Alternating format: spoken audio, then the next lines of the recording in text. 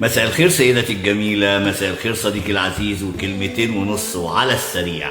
والكلمتين اللي عايزين نقولهم النهاردة، أولا نقول للإخوة المسيحيين كل سنة وانتم طيبين، أعاد الله عليكم الأيام بالخير واليمن والبركات. طبعا انتم صايمين لحد 7 يناير، احنا عارفين الكلام ده، وربنا يتقبل صيامكم إن شاء الله رب العالمين. الأهم من هذا الكلام بقى يا جماعة، إن بنشوف حاجات كتير قوي على النت، ما بين المسيحيين والمسلمين.